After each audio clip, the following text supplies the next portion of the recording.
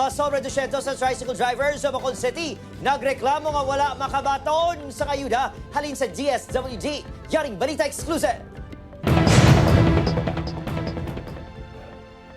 Masobra 9,000 ka mga tricycle drivers ang nalisa sa LGU nga kwalipikado nga makabaton sang 5,000 pesos nga fuel subsidy halin sa DSWD. Lakip sa mga nakabaton sa ayuda sa unang batch sang tagtaganay Sanday Newton kag Armando. Bakal ko guma, interior, aceite. Ang kinanglanon ko sa motor amo na ang gikuan ko sa 5,000 sobrate amo to ginkuan man sa balay. Bakal bugas dai sudad. Duwa lang ka guma ka gasolina nga dya duwa ka adlaw ubos.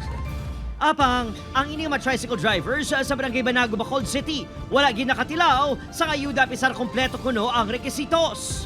Amo na pa kota mo ay may kabalo.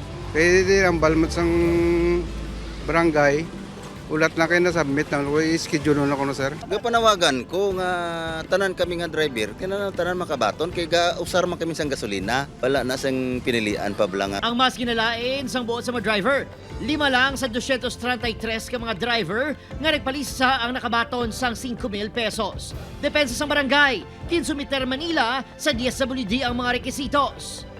Pag 7 p.m. ginpasa to online, tapos may kuwang kami ang na-receive nila, may confirmation kami nga na-receive nila ang 233. Di siyang pagpitsa city nga matagain na buwas, pang sang hapon ang na-receive sang ako nga sekretary, 5 lang. Aminado ang Bacolod City DSSD nga masobra sa 600 ang nakakasalisahan bago sa posible problema sa online system. Naupod na sila sa waiting list, no? Upod na sila sa appeal naton. May mga inconsistencies sa data, no? So amo na siya nga hindi na nato na maisa-isa kung nga wala sila nadala.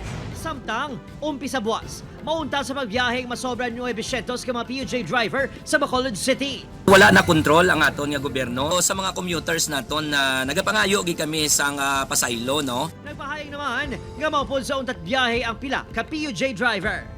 Opitril Casillo, Adrian Pretos, 1 Western Visayas.